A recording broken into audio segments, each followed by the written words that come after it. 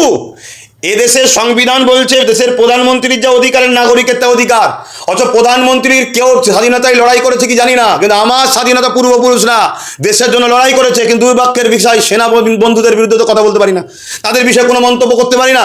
তারাও হয়তো কোনো জায়গায় আজকে যেমন দেখছি পুলিশ দলদাস, তারাও কি কোনো জায়গায় তাদেরও টিকি বেঁধে ফেলছে নাকি?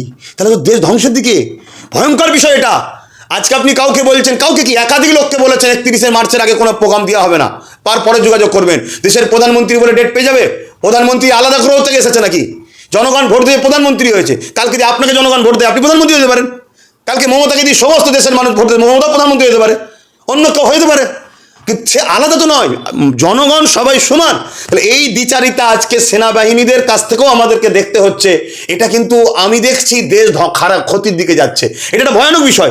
কিন্তু সেনা বন্ধুদের বিষয়ে তো আমার কোনো অভিযোগের বিষয় থাকতে পারে না, কেন তারা আমার মাতৃভূমিকে রক্ষা করে, তারা আমার মাতৃভূমির জন্য জীবন দেবে অঙ্গীকারবদ্ধ হয়েছে। কিন্তু কোনো এক জায়গায় প্রশ্ন হচ্ছে এইরকম দুদুল্যমান কথা দ্বিচারিতা হলো কি করে? তাহলে কি টিকি পুলিশের যেমন বাঁধছে নেতারা, সেনাদেরও বাঁধছে নাকি? প্রশ্নচিহ্ন। তাহলে তো দেশের বিরাট ভয়ানক দিন আসছে। তাহলে দেশকে যারা স্বাধীন করেছে, দেশকে যারা ভালোবেসেছে, তাদের উত্তরসূরি বা আজও যারা দেশকে ভালোবাসেন, সে যে ধর্মেরই হোক, জাগার বিষয়।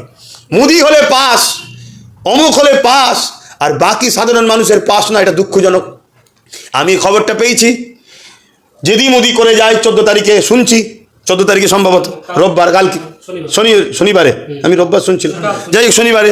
তাহলে আমারও উচিত সঙ্গে সঙ্গে লোক পাঠানো, এবার দেখি দেয় কি, আমি লোক পাঠাবো, করবো। এসআইআর নিয়ে 60 লক্ষ লোককে জড়ো করা হবে। আসো সবাই ব্রিকেটে আসো, ভোট পরে হবে, সংবিধানকে সাথে করে নিয়ে আসো, দেশের জাতীয় পতাকা, কোনো দল নয়, আসো, ডাক দেওয়া হবে। আমি তার জন্য ডাকবো, আমি কালকে করুক, তার 2 দিনের মধ্যে আমি লোক পাঠাচ্ছি। 14ই মার্চ প্রধানমন্ত্রী আসছে ব্রিগেডে, সেখানে 2 দিন আগেই ধন্যবাদ বন্দ্যোপাধ্যায় দিল মুখ্যমন্ত্রী ভাইপোর কথায়। আমি একবার বলেছিলাম, আপনাদের চ্যানেলে আছে কি জানি না, অনেক চ্যানেলে বলেছিলাম। আজকে আমি এতটুকু শুধু কথা বলে এটাকে ইতি করছি। কোনোদিন যদি এমন দেখেন অভিষেক বিজেপির মুখ্যমন্ত্রী পশ্চিমবাংলার, অবাক হওয়ার কিছু নেই, এতটুকু বলবো। এই আমাদের আরেকটা প্রশ্ন, আপনি বলছেন যে ব্রিগেড করবেন, এর আগে আমরা দেখি যে অবাক নিয়ে অনেক মুসলিম সংগঠন বলেছিল যে আমরা ব্রিগেড করবো, সেটাও করতে দেওয়া হয়নি। আপনাদের পরিবারের সদস্য সাবির সিদ্দিকী তিনি বললেন আমরা সংবিধান পাঠ করবো, তাকেও পারমিশন দেওয়া হয়নি। তাহলে নরেন্দ্র মোদী তিনি বিজেপির কর্মসূচি করছে সেই মানে। দেশটা কিছু লোকের বাবাকালী সম্পত্তি হয়ে গেছে, বাকি লোকেরা বোঁড়াগুল চোষো, আমাদের গাফলুতির জন্য হয়েছে। এটা আমাদের দোষ, আমি মনে করি আমাদের দোষ। আমরা সর্বসময় ছেড়ে দিয়েছি, ওই তুমি নেতা হও, তুমি আসো, তুমি করো, এর পিছনে তার পিছনে 200, 500, 1000, 2000, 20,000 পেলেই দালালি শুরু করি। এই জন্য আজকে আমাদের ভুক্তভোগী হচ্ছে। অর্থাৎ এ থেকে শিক্ষা নেওয়া দরকার। দেশে মুসলিম সমাজ, SC ST সমাজ, একটা বড় অংশের গরিব হিন্দু সমাজ, তাদের কোনো অধিকার নাই, আমরা দেখতে পাচ্ছি। তাদের মধ্যে থেকে বিশেষ করে মুসলমান, এদেশে তাদের কোনো অধিকার নাই। তাই বেছে বেছে 95% মুসলমানের নামকে স্যার ইচ্ছা করে তুলে দেওয়া হয়েছে, যাদের সব ডকুমেন্ট, সব প্রুফ এখানে আছে। আর আমি বলতে পারি এই মুসলমানদের যা ডকুমেন্টস আছে, মুদিরও তা নাই, আমাদের প্রধানমন্ত্রীর মুদির তা নাই, সেই ডকুমেন্ট মুসলমানদের আছে। কথা বুঝে আসছে? DNA যদি পরীক্ষা করা হয়, মুদি এ দেশের লোক নয়, প্রমাণ হয়ে যাবে। চ্যালেঞ্জ করছি। ভাইজান, ওয়াকআপ নিয়ে আমরা দেখেছিলাম যে নওশাদ সিদ্দিকী ধর্ণা দিতে চেয়েছিল, নওশাদ সিদ্দিকী সহ আরও একাধিক মুসলিম নেতারা, বড় বড় তারা ছিল, যে জায়গায় ধর্ণা দিতে চেয়েছিল সেই জায়গায় যাওয়ার আগে তাদেরকে গ্রেপ্তার করা হলো। কিন্তু সেই জায়গায় আঁটিয়ে 5 দিন ধরে মুখ্যমন্ত্রী এবং অভিষেক বন্দ্যোপাধ্যায় পুরো রোডটাকে বন্ধ করে ধর্ণা দিল, গান বাজনা করল।